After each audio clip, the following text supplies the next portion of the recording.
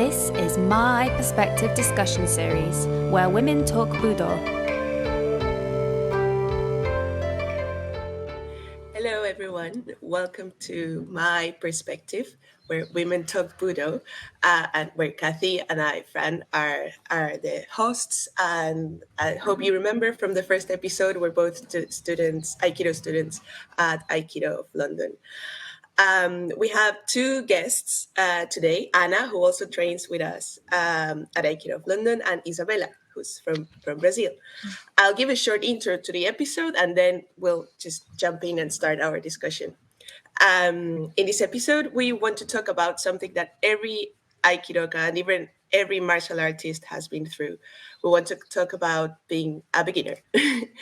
And we want to know what makes a beginner want to continue training, and why do beginners leave sometimes, and what motivates people in general to continue in Aikido, thinking about the traditions that exist in dojos, exams, and all the different things that happen throughout our experiences. So, Anna, if you want to introduce yourself. Yeah, hi everyone. I'm Anna. I'm 23 years old. I'm originally from Hungary, Budapest. I've started Aikido in 2019 when I moved to the UK for university. Well, it's essentially my partner started Aikido and I promised him I will try it out. And then I was stuck in it.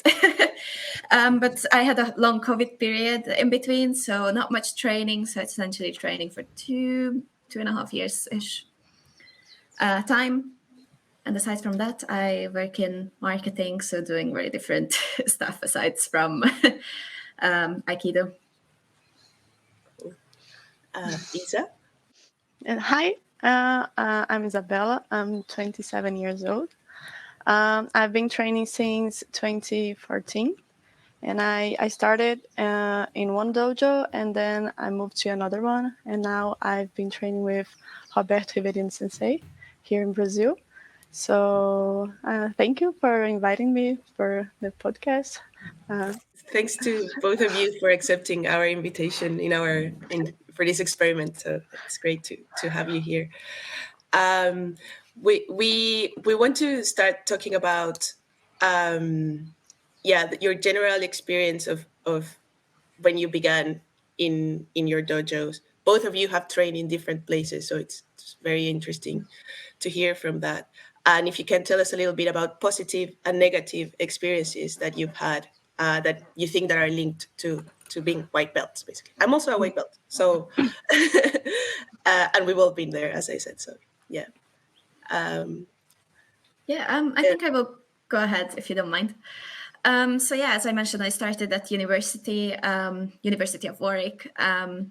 It's a big dojo. It's been running for several years, and it's a student community essentially. So every year we had a new generation of students coming in and leave as well.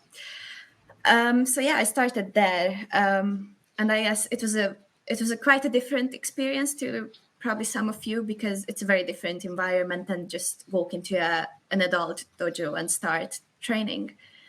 So everyone was a beginner, everyone was a white belt. We didn't have any Hakama people when I first started. So it's so we're all in the same boat. Yeah, essentially, yeah. So we did a lot of these very basic things for months. And that was great to see. Like everyone is like a little bit bad at the beginning, and then it improves. And we get there. We get a feel for it, and then it worked out very nicely. And you could see like people training there for 2 years where they were, and then you were kind of like, oh yeah, I will be there in like 2 years' time as well. So it was a little bit of motivation as well in there. You could see where you were going to end up. You could see the progression. Yeah, essentially, yes. I actually, I think we mentioned this in the last episode. I actually went along to Warwick.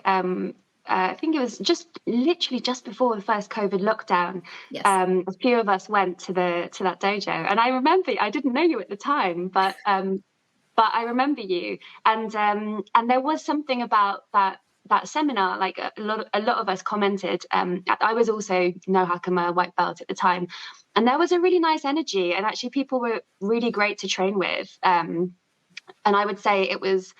At that point, it's not like I'd been to that many seminars, but it was noticeable that it was full of Q grades, and the handful were Yudansha, and that's quite unusual, I think.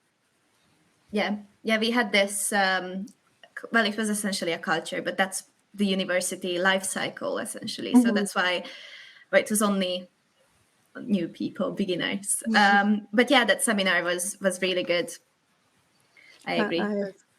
I train at my university too, like for 2 years, but I train at the university and the dojo too. So I think I've been for a lot of places where we could train, and it's interesting because the energy is so different. Like in my first dojo, here we used to the color system belt, like you start at white belt, then you go to yellow, then purple, then green, blue, then oh my gosh, marron, Brown or Brown. Is it brown? Thank you. And then brown. So and then when I moved to the university to start my college, the energy was so different because it wasn't so important, the costumes, like the Japanese thing, like you are my senpai, and it's we were there to train together and to be like in doing something with our bodies and to make friends as well. So it was, and it was for me a shock, because I was in a dojo where it was so strict, this behavior. More traditional? Like, yes. So when I started training in the other in the other dojo, it wasn't a dojo. It's just some people that get together to train. I was like, what I'm doing here? It was so different. But then I started to realize all these little things in Aikido that's different. It's not that my first dojo was the right one. It was just different one. So now I can realize this and be like, okay, it was okay. That is super interesting. Actually, the first time I tried Aikido was in my first year of uni, and the group that I think that the teacher there was very brave. He was a black belt in judo, and he had been doing Aikido for a few years, and I think he had just finished uni and initiated that like extracurricular like workshop, and we didn't even wear gis. Like it was only beginners. He had only one. The senpai, let's say, was only one guy who had been training for 1 year and knew how to do maokemi, ushirokemi, but and I did that for 6 months because it was the first semester in uni, like the mandatory sports thing that we had to do. And I really admire the energy that this guy had to bring complete beginners together and try to teach them something. Um, is it similar to what you had, Anna, in the group at uni, or was it more structured? For us, it was quite structured. So it is Chris Mooney teaching there, and then he was teaching there when I started as well. So in those terms, I think, yeah, in terms of teaching, he's, I guess, more experienced. So I think he did have like a structure in mind.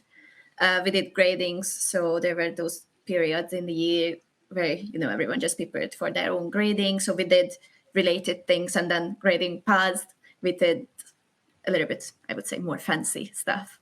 So yeah, I think it was a little bit more structured. And which grade did you get to at that dojo, Anna? Because of COVID, I only managed to get to 5th Q. Oh, I see. Yeah, COVID just shut everything down. Yeah. And Isabella, you passed your first Q exam recently, didn't you? Yeah, last year. Yeah, congratulations. Yeah, it was last year, wasn't it? Congratulations. Thank you.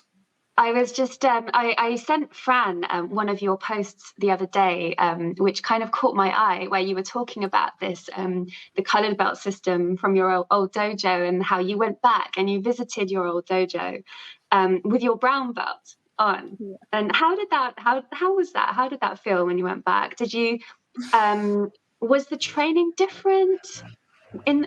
Is the training different in a coloured belt system?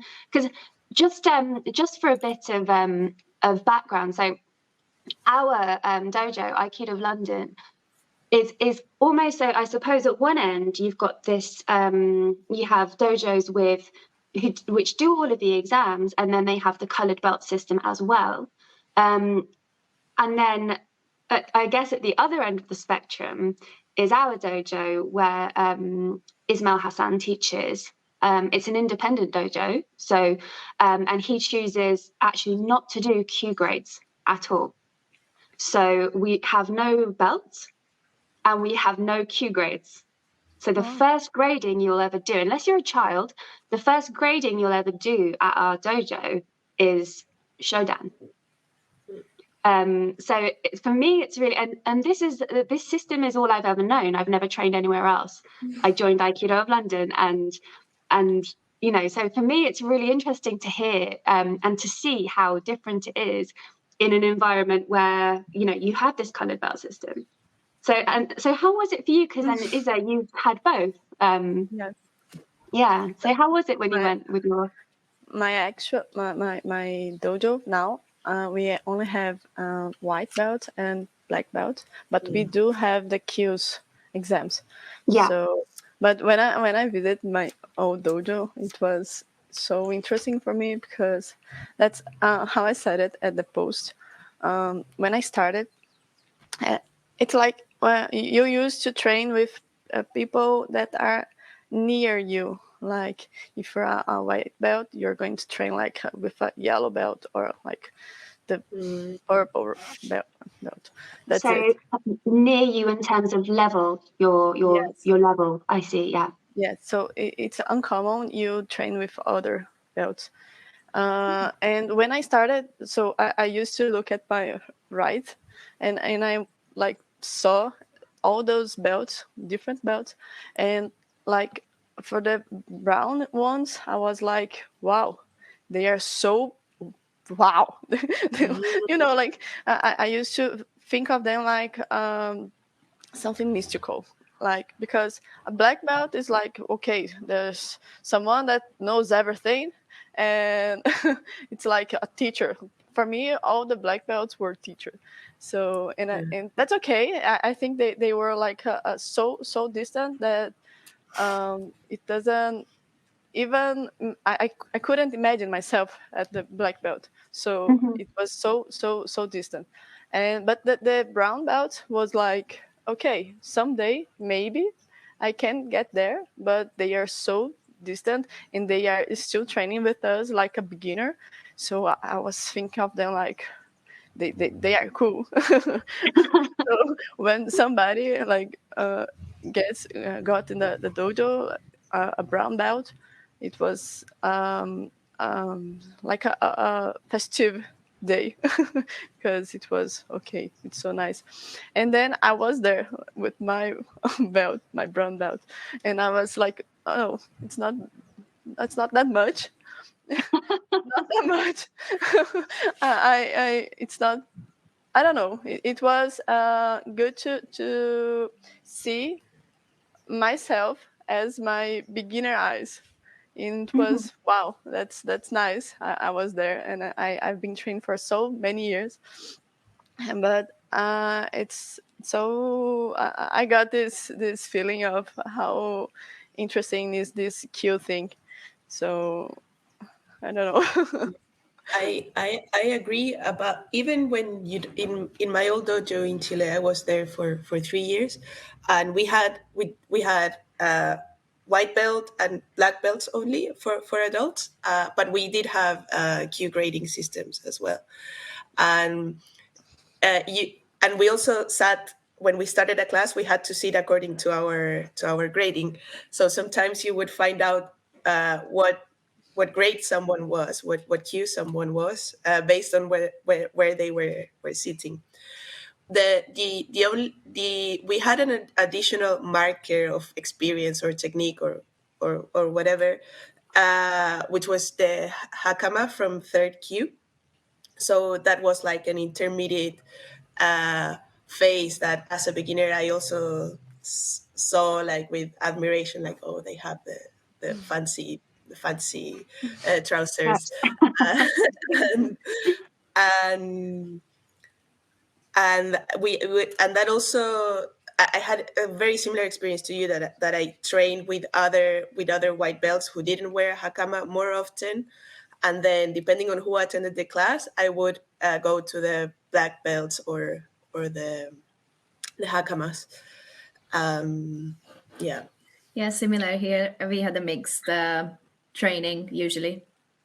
But like, okay, so you didn't necessarily know what the grade was of the other white belts, but they were a little more experienced, 1, 2, 3 years even. And yeah, it was a mixed training, so it was very different to train with a little bit more experienced person then. I think I love so much this white belt thing, but with I don't know about cues, but you know, when you are everybody wearing like the white belts, you need to experience the technique. You need to hold the person. You need to feel what she's giving you. So it's different when you see a belt and you are going like with preconceived thoughts about the person. So Absolutely, yeah. so when you are like when I go to some train with another dojo and I'm wearing my white belt and they have the color belt, I always I feel so I enjoy the surprise of everybody, like, oh, you are a very good white belt. Why are you wearing a white belt? So, and There's it's a funny interesting. story, actually, that our teacher told. I don't know if you've heard of Juba Noor Sensei. He's so our teacher wrote an article about this, and he was very, very good, and he is very, very good, and he has a reputation for being very Energetic strong. and strong. Very energetic and strong, yes. And he came to visit our teacher, and he said, "Oh, can I train?" And our teacher and Ismail said, "Oh yeah, sure. I've only got a white belt. Is that okay?" He's like, "Oh yeah, that's fine." Put on the white belt. I don't have a hakama. Oh, it's fine. I don't need a hakama. And so he trains, and he just beats everybody up. And of course, everyone was really like, people were really pissed off. They're like, who's this Q grade? Who's this guy that's coming and giving us all a hard time? And they were really, annoyed about it. And it was only at the end that somebody walked in and went, oh, aren't you, you're Juba Noor, aren't you? And then everyone went, oh. So, yeah, so I can imagine that, Isa, that suddenly people are thinking, why does this white belt know what she's doing? Yeah. A woman white belt. Oh yeah. That's true. That's true. How something else that actually the anecdote you told, Cathy, makes me think of age as well, because for example, in my old dojo, most of the people tended to be like towards their over 35, towards their 40s. There was a smaller group in the middle, and then very few younger people. I remember I had a group of 5 friends, and we were the ones in our early 20s. And that also, the white belt system, I think, also creates like a dissonance, because you will have someone who's older, wearing a white belt, sorry, and you don't know, like, has this person been training for a long time? Are they completely new? And also you have someone younger who's been training for a long time. I don't know if you also have those thoughts depending on the age of the person you're training with or the way they look. Sometimes, I mean, at university, of course not, because almost everyone was the same age. But I went to dojo in Hungary, and we go back usually. We do visit them. I'm also trained at Aikido of London. So yeah, when you first arrive and see a bunch of people who are wearing a white belt, yeah, it's I don't like to judge based on just wearing a white belt, because you don't know if they just started yesterday or they've been training for 20 years. You don't know. Yeah, like Isa said, you have to feel it. You have to.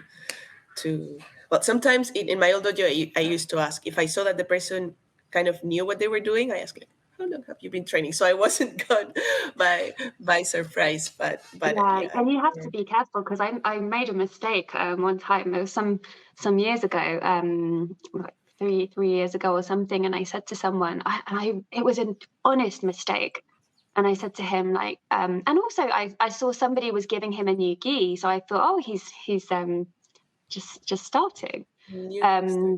And I said to him after the class, I said, oh, so have you just started recently? And he was very upset. He was, no, I've been training. And I thought, oh no, what have I said? So I should have just kept my mouth shut, really. Isa or Anna, do you think that having exams affects the motivation you have to continue training, or it's not related? I think. Oh, Go ahead. No, go ahead. I think when we have exams, do you create a perspective of everybody training for that, and it kind of makes stronger bonds because of that. So sometimes just before the date of the exam, people are just so excited to do it, and it's so nice. But in other hand, sometimes people get it doesn't look like a person wants to graduate. So maybe it may be a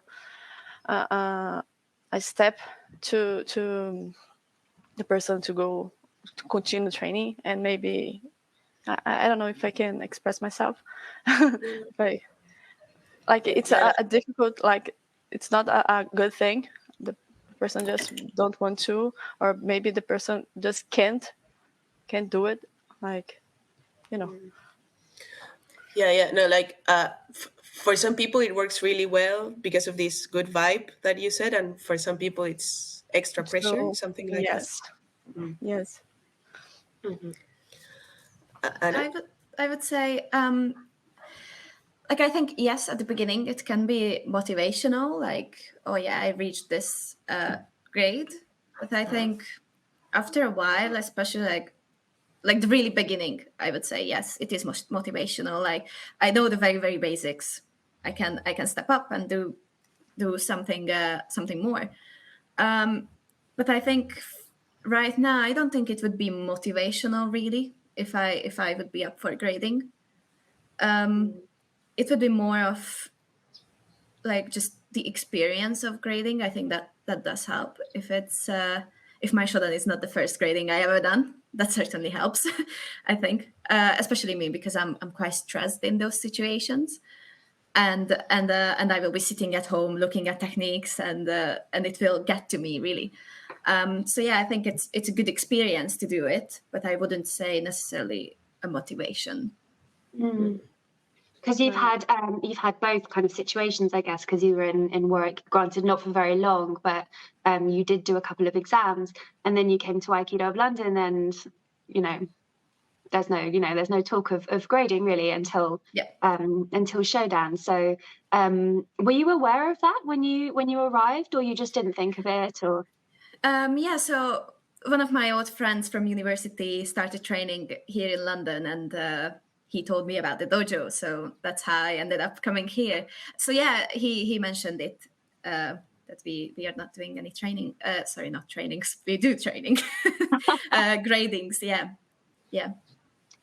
It's just also like, I think personally, I do like to know where I'm at, like as a level. Like if I'm at 5th kyu, I know I'm very far from Shodan, and it's not going to happen within a year's time. But that's just my personal preference. Mm-hmm. I guess that as when you that happened to me when I just started, that I saw people doing all the break falls and all the cool things you do in Aikido, and I thought I'm never going to be able to do that. And then when I incorporated some of those things, I kind of started imagining like a timeline for my progress, as you say. So starting, okay, it's been 3-4 months now. I can do my roles and all that. Maybe next year we'll be able to do something else. And the grading system we had with Jorge Rojo Sensei was a mix between the frequency, how many hours you train, and a mix between a set of techniques that you had to know. So that was very helpful for me to connect my fantasy timeline to my actual training. It in the end, in reality, it doesn't matter. The sensei, regardless of the hours of training or of the exam, they can make you do the exam again, for example. But it was helpful for me to organize my practice, let's say, to have some horizon where I'm heading. Yeah. And so what about when you then came to Aikido of London, where there's where it's different? Go on, friend. Yeah, okay. It was funny because in a way it was a relief that my cue didn't matter. It was like I knew that it was a different school with a different style, so basically having to live up to my second cue, that's what I had in Chile, that would have been more stressful, and that then made me think of it's a different dojo, it's different criteria, so it's better if I start without a label, basically. So in a way it was a relief knowing that cues didn't matter, and then with time I kind of understood a little bit what is expected of me, and also what I want to get from Aikido. So I've adjusted, basically. I realized that I don't need the grading system to see my horizon now. And for me, it's I mean, on one part, like I don't miss it because that's not an ideal situation for me to do a grading. I don't like to do a grading. So on that front, yes, it's good that we are not doing it. I mean, I think, well, I'm not that far off in my Aikido journey. So sometimes I think it would be good if I had a little bit more structure to my little fantasy horizon. But sometimes I just go with the flow, and really that's what just probably makes me better rather than having like a fixed structure. It's funny, if I just talk briefly about my experience. As I said before, this is the only system I've known. So I've never, apart from, when I was young, I did karate gradings as well. We had the colored belt system, but it was different because I was a child. And then when I came here, I was obviously aware that there was no cue grading at our dojo, and there were times, I would kind of think, if Sensei did cue grades, where would I be? What? And you do kind of think that, because you're like, the thought is, well, how am I getting better? Am I improving? And funnily enough, I did think about it sometimes. And then when I, as some of you know, I did a kind of maybe half a year or so of intensive training. And weirdly, when I started that intensive training, I didn't think about it at all. Like that thing of grading and where am I? How you know how far along am I in my journey? Like I don't know. I just didn't think about it at all. It was like I was just trying to survive day to day. So But it just didn't. That you were thinking about the black belt, like I'm training because of the black belt, or Sorry, say that again? Is that? if you think that when you were training like this intense training, you were thinking about the black belt, like not the behind, but beyond. I mean, my intention, yeah. I mean, I suppose in a sense that I wanted to get better, and I wanted to, that was why I did the grading. But actually, sorry, that's why I did the intensive. But then, funnily enough, when Sensei said, "Get ready for your showdown," I was like, "What?" I was really surprised. I was really shocked because I had no idea that that's where I was at. So it's kind of interesting, I guess, if we think about grading as a kind of incentive to continue. I think my personal feeling is that it can be useful for people as well. But I think the problem comes if teachers use it as a way to keep students. My feeling is the people that will stop Aikido anyway, with or without gradings, and that the people still doing it, like you guys do Aikido because you love it, right? And my feeling is, okay, if someone one day, and maybe I'm wrong, but if someone one day in your dojo said, "We're not going to bother with gradings anymore," would you stop? Well, I did want not. to. Yeah, me neither. Something that strikes me as very interesting from Isabella's experience, considering the colored belts, and then not having to wear a hakama until you're a black belt. That's actually like proof that the exams are a tool, but not the objective of the people who stay in the dojos. And also, as we've been saying, like it works for some people, it doesn't work for others. I had a conversation with a friend who has a dojo that has mostly children and and teenagers and young people training, and he's a biology teacher. So he kind of tries to copy the structure that he has as a teacher in the dojo. So he uses the exams are a big tool for him when he teaches. But again, these guys, if they want to continue further in another dojo, for example, they will have to adjust and resort to other sources of motivation. Yeah.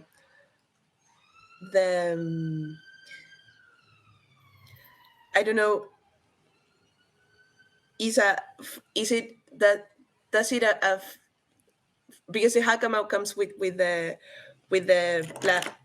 black belt. Have you trained in dojos where there's no such rule, where black white belts can wear hakamas? Yeah, in my first dojo, they started using hakama after the green belt, like third Q. But then it stopped. it won't. When I get there, we won't use it. So I've never used the hakama, but I do know people that use, like, starting the training. He is a beginner, but it's wearing the hakama. And I think I would love a hakama because when you are on your period, I think it would be nice to have something to hide everything. That's true. Yeah. No. I really agree with that, actually. Yeah, that's really true. That's actually, Isa, one thing that we didn't mention is that you are also in this group on Instagram, I think, called the Aikido Ladies. You and 3 other women, and you did put together. We're actually going to do an interview with them, with a couple of your friends soon. But do you want to just tell us a little bit about Aikido Ladies? Because you did. Now, I couldn't really read it because I don't speak Portuguese, but you did make a note. It's fine, but you did put out a post about that, didn't you? Yeah. We have so many chats with people, with women that are saying things about being a woman on a mat. Like every day, like we were receiving these answers about everything that is different from the perspective of the men. So when we use the Instagram to show our trainings, but we want to show our perspective on everything, and something that men don't think about it, like this thing, like, oh, we have variations of our hormones. Mm-hmm. So I don't think men couldn't understand that one day we may be a little blue or feeling different, and that's okay. But we want to show that we are different, but that's okay, and we want to engage people to train with us, to get back, because you were saying about motivation and cue thing, and you used to play that when we have a green challenge, like when you are in the green belt, most of people are likely to leave Aikido. Oh, So really? yeah, it's like, oh, now you are a blue one. No, perhaps you can get to the black belt now, because on And the so green. green belt is 3rd cue. Yes. So that's interesting. I wonder why that is. That people. Your observation was that people would, if they were going to stop, they would stop at about 3rd cue. Yeah, something like that. And perhaps I was imagining, like you were saying about no cues, if it wasn't about the belt, and it is about the time of your training, like how things, like you started, and you actually see if you want that to your life or not. Like, oh, I've been training like for 2 years now, I don't want it anymore. So that's correspondently, it's like it's as the green belt, like 3rd cue. I don't know. Yeah, I mean, I do remember Sensei one time saying something about if people get past a certain time of training, then they tend to stay. Like Maybe it's a similar kind of thing. I wonder what that threshold Bar. is. in the grading system, I think maybe to go to the blue belt, it's more days training. So you can go really fast from white to yellow and yellow to purple, but then it goes a little longer. So perhaps And it's it like, takes longer to reach the next. yes. But Yes. Same thing in my old dojo. You can probably get to 6Q in 3 months, but then yes, you have 1 year from one. yes. That's about the hakama in itself. It's also sometimes I've done ukemi without the hakama, and I'm so used to feel the support in the in my stomach, in my belly, and yeah, during my periods. That is, I'm so thankful for that. So that completely resonated with me. Something else we wanted to talk about is this, like, and it's really good that you mentioned periods. Actually, it's like this intersection between being a white belt and being a woman. You mentioned it a little bit at the beginning, like maybe two white belts, one being a woman, one being a man. Yeah, one of those characteristics will weigh more. I don't know if you have any thoughts about that, Anna or Isa. I personally, I don't think there was a difference when I started, just because it was a university experience. So like everyone was treated similarly. Of course, there's a difference within people, who got into it with the first moment and were really good from the first training, and just had a feel for it from the beginning. That's a difference, but it can be also a man or a woman. It doesn't matter. And actually, I have a couple of women friends who had this. So yeah, so I don't think there was a big difference in that. And also, we were similar grades. When you go somewhere else, there might be, because they don't know you, you don't know what grade they are, and the approach might be different. But I think, as like, no matter where I trained, from a sensei perspective, I only got positive experience, so I was taught the same thing as what a man was taught, with the same grade. So yeah, I think we were treated quite similarly. Is it different when it comes to training? When it comes to training, yeah, like, do you feel how, like, what have been your experiences generally? Like, do you find people are like eager to train with you? Or that they're willing to train with you? Are they? What's your feeling? Generally, I would say maybe not eager, as I'm not that. On like a big seminar, I'm not the person taking all the ukemi or things, so maybe not that eager, not the first choice maybe, but I don't think I got any like very negative things. So we just trained together, then it finished, and that was it. We don't need to train together if the other person doesn't want to. And also, I was quite a beginner for some of these seminars I went to, so yes, I was lost which leg I'm using, where to put the leg. So yeah, there were quite some rocky moments where I guess. And people were helpful. You found that people were helpful. Yeah, and I think you can also feel it, like, who is the person who can be helpful. So, like, I do ask sometimes questions like, okay, but what do you do here? But then you can feel it, like, who is the person more open to help you, and who is the person who just wants to try and carry on, and that's it. So with those people, I tend to not push it too far to, ask questions and, okay, you should correct me if I'm doing it wrong. I just do it whatever I can, and then we move on. I think as when you are training with a beginner, like beginner, even if it's a man or a woman, you want to take care of the person. So I don't think it doesn't matter it's a woman or it's a man.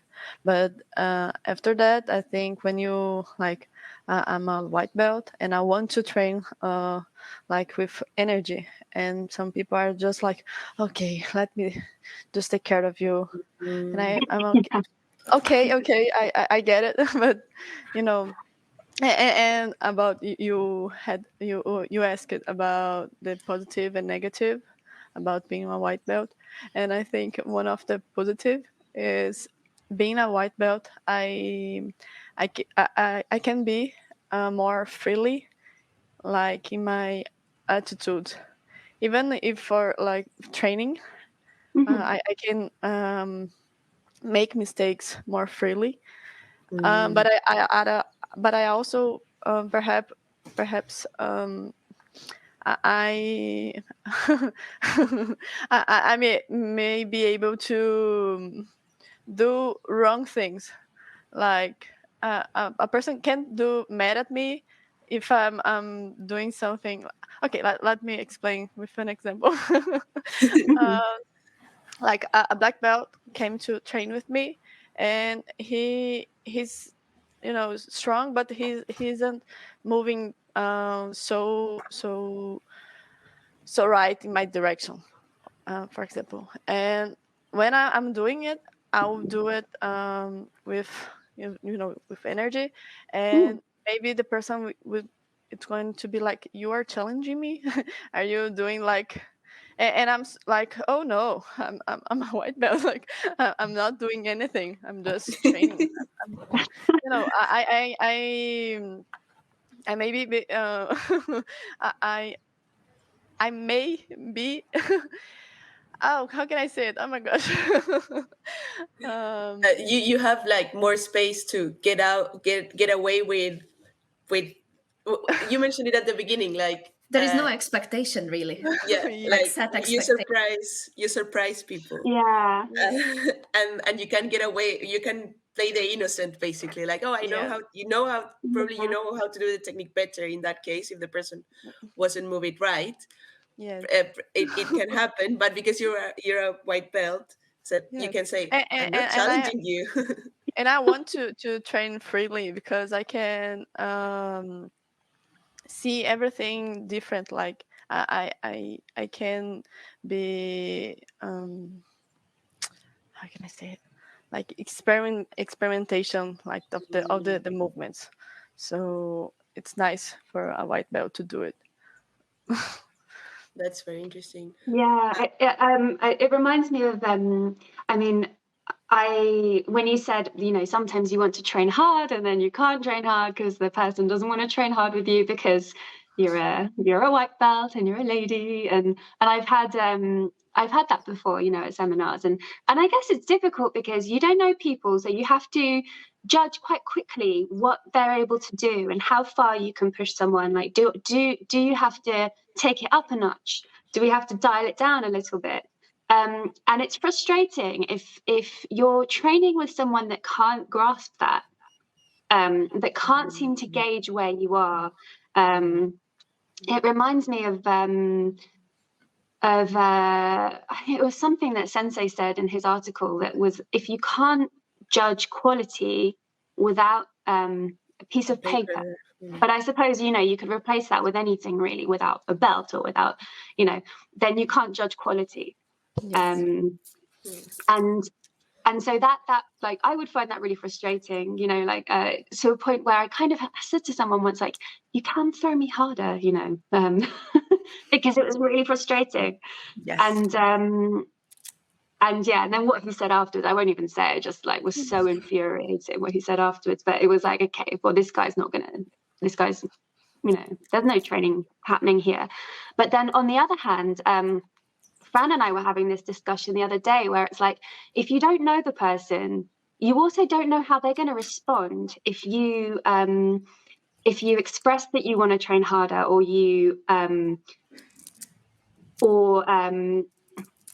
it's like, you don't know how that, because at the same time, I've trained with guys who they maybe saw me taking ukemi from my teacher and thought, oh, she can take ukemi, I'm going to train strong, which is fine. But the problem is the feeling is so different and the quality is so different. And it's like, you're training strong, but it's not strong in the same way as our teacher or some of the other senpai. It's like, actually, you're just pulling me around. You're just yanking me around. And it's like, I didn't feel like I was going to get injured, but there is that potentiality, isn't there? And if you say to someone, or if you do kind of challenge someone, and you don't always know that it's going to be safe. So it just made me think of that. Yes, and that's when maybe being a white belt protects you, because probably the person will not be going like extremely strong, whereas Yeah, but there are also negatives to that. So like, I'm not a big person. I'm quite small, and I look probably very girly sometimes on the mat, like very, very thin, wrists and stuff.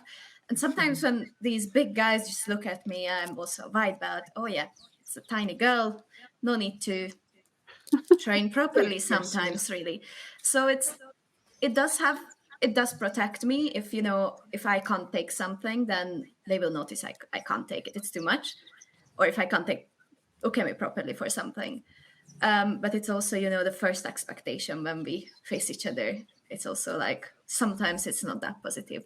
It feels like the other person doesn't really want to, I guess, explore how much you can take. It's just putting it down. Okay, it's 0. That's it. Yeah, That's so frustrating.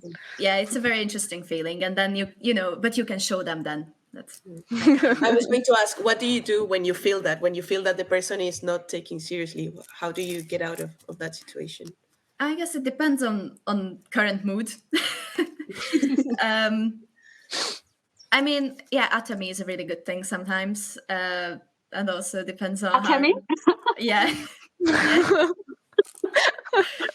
Good atami. Yeah. I had this experience once, and one of the senseis came up to us and told the other person that don't lose connection. So it wasn't really my fault that things didn't happen the way they should have. But yeah, like this was because this person thought, I'm a little girl. He doesn't need to keep connection the way that he should. Well, that's not the case, apparently. Yeah. But then, so I just did a little atami, and then somehow it worked. I love that. I just did a little atami. Good for you. It doesn't always work, so but we can try. Well, the problem I find with atemi is that when we were trained together at Aikido of London, people are kind of used to moving their face if someone goes for an atemi. But I find when I've been to other places, when I've traveled around, people don't always move their face. So and they get offended after, a kind of warning atemi turns into like an actual atemi, and it's kind of oh sorry. But sorry, but so move your face, Sorry, and then sorry. Yeah, I'm told not to say sorry actually. So and the other side of what you were telling Isa about the difference of being a white belt, and when what you said about as you progress you kind of become an example, but because you're a white belt you don't have that much pressure to be an example all the time. I was talking to another friend of mine before the episode, and his perception of grading and progression and traditions that highlight hierarchy a lot was very similar to what you say, in a sense that he thought, like, as I was doing more and more grading and exams, I felt the weight of the queue, and then the weight of the shodan on my shoulders, and maybe the despite all these positive things that we have mentioned about, like, probably structuring your practice a little bit more in time and so on, that's a downside of highlighting hierarchy too much sometimes. But again, it depends on the personality of the people. There are people who love being in this position of knowing more than the others and being the example and so on, and there are people who don't feel comfortable with that, or they don't give the same importance as others. I don't know, Cathy, should we ask our famous question? Well, it's not yet famous, but will become famous. Yeah, so we want to find out from everybody, why do you train? What drives you? Who's going to go first? I'll give you a second to process the question, because why do you train? To have fun. To have fun. You really enjoy it. Yeah. But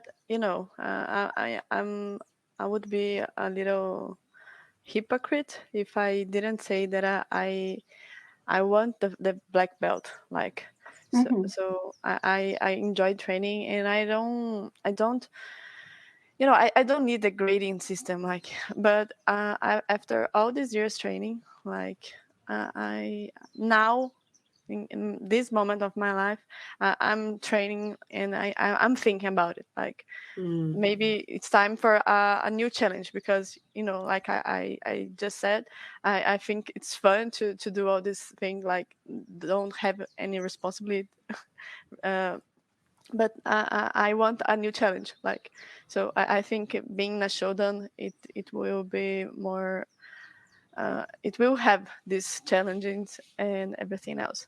So and I'm grateful for my friend. He was in Japan, and he bought me a black belt when I was like a green belt, and because he thought that I would, in fact, was my friend and my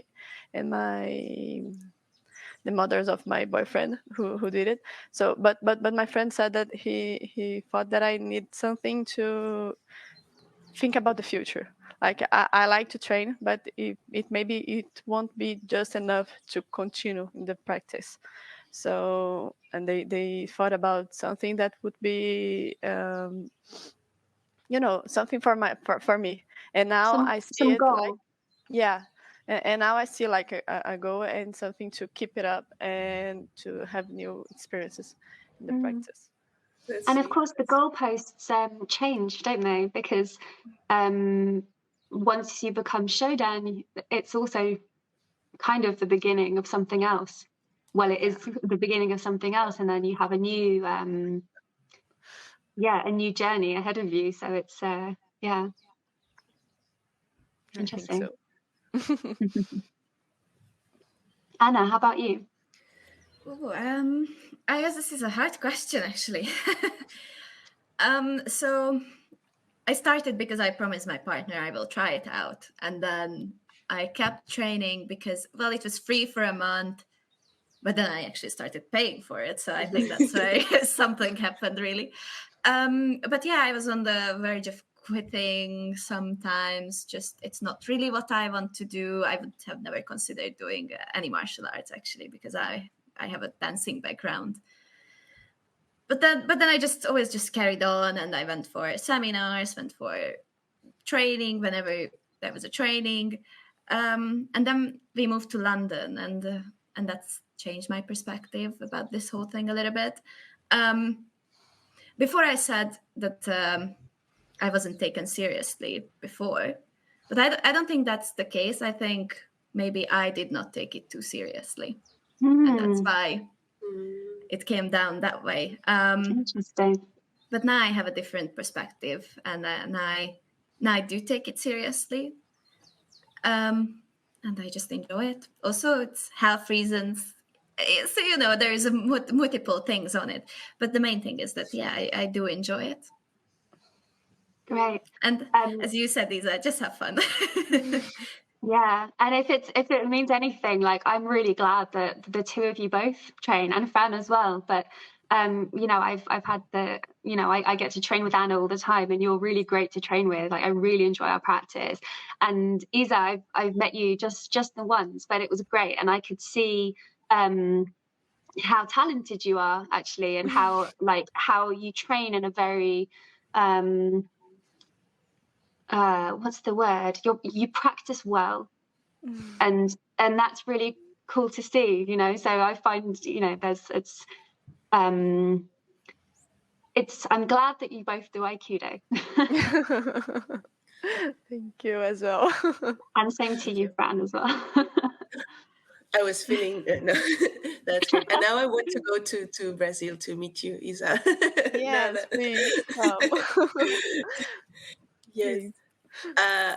Something that I sometimes forget about the motivation to do Aikido is the fun. So when you said it, it was like, yeah, actually it's fun. I recently, for a few months I've been training like very consistently, much more frequently than I used to, and I'm very happy because I'm getting that feeling of I want it to be a Wednesday because that's when the training week starts for me.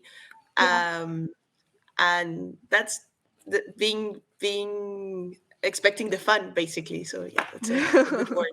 I don't know about you, but also for me, a fun, if it doesn't get too annoying, it's like when you can't do something and you're trying to figure it out. Although The sometimes it does get to me and I get annoyed, like, oh, come on, I know I can do it. Yes. Well, I guess that's because you take it in a positive way.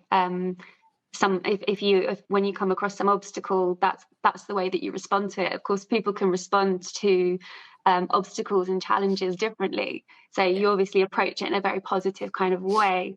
And it's nice hearing you guys talk about it like this, because just thinking about me, that like my training this week, I feel like I've just felt like, oh, my training's been awful this week. I just had a really crap, like really tough week of training. And but yeah, there is always that thing that makes me want to keep going back, and it is fun, even when it's not fun.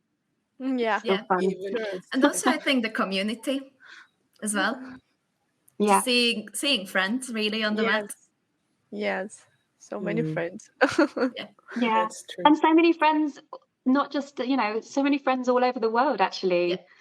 You make so many connections with Aikido, and I'm sure that's the I imagine it's the same for other martial arts as well, but it has this kind of cross-continental power. In my beginning, I think it was because of friends that I stayed. So for sure, friends is I answer to the question. Yeah, probably it's related to the Green Belt Challenge as well. That maybe if someone is reaching that point, and then maybe they're not that motivated, but the community keeps them hooked for a while, and then they're motivated again. That's true. That's true. Okay. Well, thank you very much for joining us. Do you have anything else you want to say?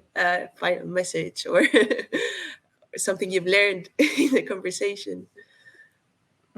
I think talking about the Aikido Ladies Instagram, I think one of the goals of the Instagram is to motivate women, but also to show women, because we have a lot of men, and it's so hard to see a woman that we look and it's like, wow, that's so amazing, that's so, and so I want to thank you for doing this and for showing us women that inspire us. So it's so nice, and that's what I think we need more in the Aikido now.